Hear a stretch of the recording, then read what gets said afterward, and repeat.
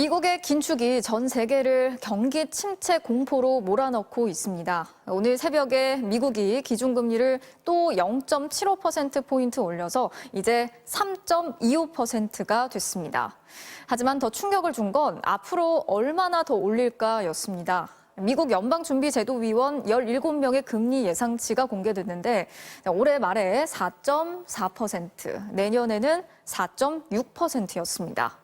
금리 인상을 멈추지 않고 내년에도 계속 올릴 거라는 뜻입니다. 올해 미국의 경제 성장률 전망치는 기존 1.7%에서 0.2%로 1.5%포인트나 내렸습니다. 사실상 제로 성장, 물가를 잡기 위해서 성장을 희생시킨다는 뜻입니다. 당장 오늘 우리나라 금융시장이 크게 휘청거렸죠. 환율이 15원이나 폭등해서 1달러에 1,409원이 됐습니다. 전 세계적인 경기 침체 공포가 현실화되면서 한국 경제도 크게 흔들리고 있습니다. 먼저 김하영 기자가 전해드리겠습니다. 환율이 치솟았습니다. 오전 9시 개장하자마자 1달러에 1,400원을 뚫었고 마감 직전에는 1,413원까지 치솟았다 막판에 조금 떨어져 1,409원으로 마감했습니다. 1,400원을 뚫은 건 13년 6개월 만입니다. 주가는 떨어졌습니다. 삼성전자, 네이버, 카카오가 줄줄이 신저가를 기록했습니다. 미국 연방준비제도가 금리를 0.75%포인트 올린 건 이미 예상된 수준입니다. 하지만 올해와 내년 계속 금리를 올리겠다고 한 게 충격이었습니다. 미국이 내년 안에 물가를 잡고 기준금리도 다시 내릴 거라는 기대감이 완전히 꺾인 겁니다. My colleagues and I are strongly committed to bringing inflation back down to our 2% goal, and we anticipate that ongoing increases will be appropriate. 한국과 미국의 기준금리는 이제 역전됐습니다. 이게 더 벌어지면 환율이 더 치솟을 수도 있습니다. 당장 3주 뒤 한국은행도 기준금리를 결정합니다. 한국은행 총재는 0.25%포인트 인상의 전제 조건이 많이 바뀌었다고 말했습니다. 원래는 0.25%포인트만 올릴 계획이었는데 미국발 충격 때문에 0.5%포인트를 한꺼번에 올리겠다는 뜻으로 해석됩니다. 한국은행은 한 번에 0.5%포인트 금리가 오르면 가구당 연간 이자를 50만 원 더 내야 한다고 분석했습니다. 미국발 긴축 공포가 한국의 금리 인상 속도에 불을 붙이면서 고통의 강도도 점점 커지고 있습니다. MBC 뉴스 김하영입니다. 미국이 올해 경제 성장률을 0.2%로 잡았다는 건 물가를 잡기 위해서 사실상 성장을 포기했다는 뜻입니다. 미국이 성장을 멈추면 수출로 먹고 사는 우리 경제도 흔들릴 수밖에 없겠죠.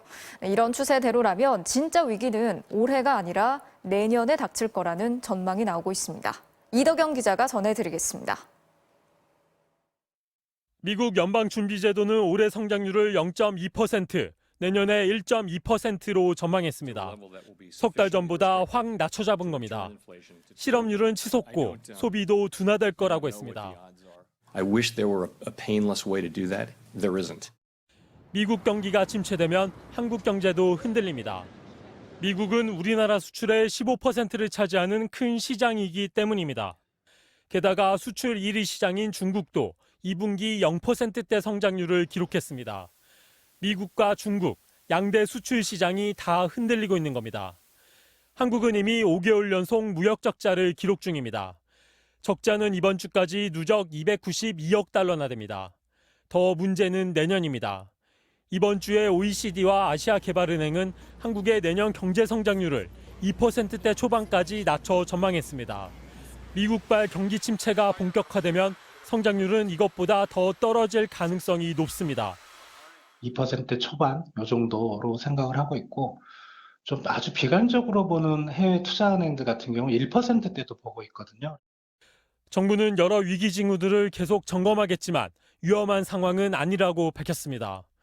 과거 금융위기 등에 비해 현재 우리 대외 건전성 지표들은 양호한 상황이기 때문에 과도하게 불안해할 필요는 없습니다.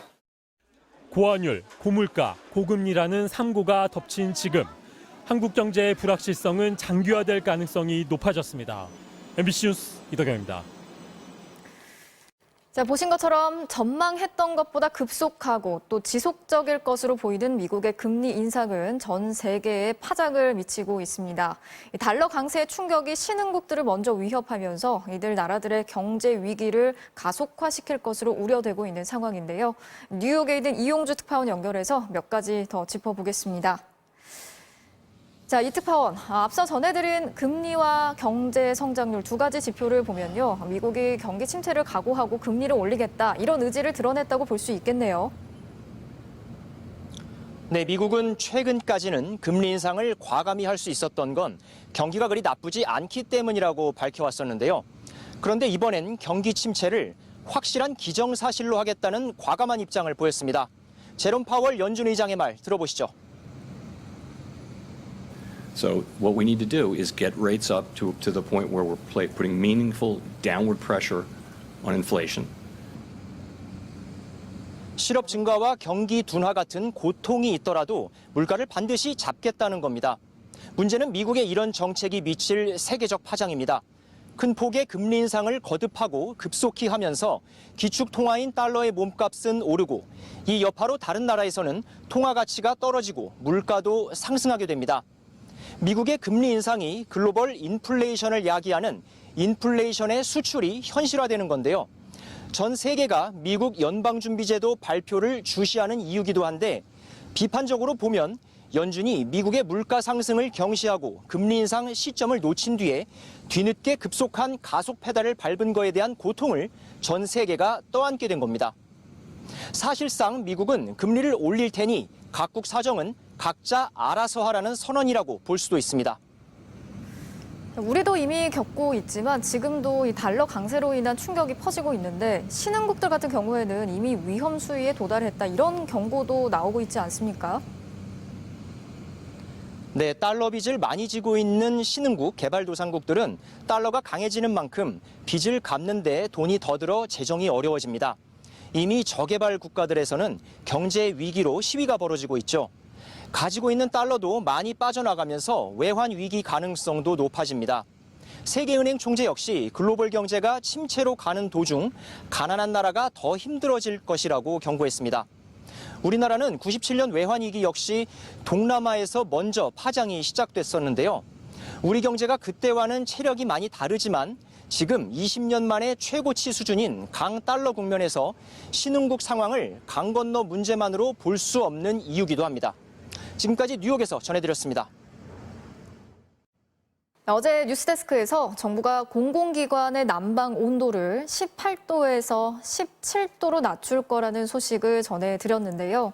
오늘 또 하나의 대책이 새로 확인이 됐습니다. 상위 0.4%의 전기 많이 쓰는 사용자들에게 전기료를 더 올려받기로 했습니다. 당장 더 받는 건 아니지만 미수금처럼 쌓아놓은 뒤에 나중에 받아내겠다는 건데요. 김윤미 기자가 단독 취재했습니다. 우리나라에서 전기를 가장 많이 쓰는 기업은 삼성전자. 지난해 혼자서 18.4테라와트시의 전기를 썼는데 화력발전소 5개 발전량과 맞먹습니다. 2위는 SK하이닉스 9.21테라와트시, 3위는 현대제철 7.04테라와트시입니다. 우리나라 전체 전기의 절반을 고작 0.2%의 전기 사용자들이 쓰고 있습니다. 주로 반도체, 철강, 화학 분야의 대기업 공장들입니다. 호텔, 백화점, 대형마트와 물류센터도 대표적으로 전기를 많이 쓰는 시설들입니다. 이들까지 합하면 0.4%의 사용자가 우리나라 전기의 60%를 쓰고 있습니다.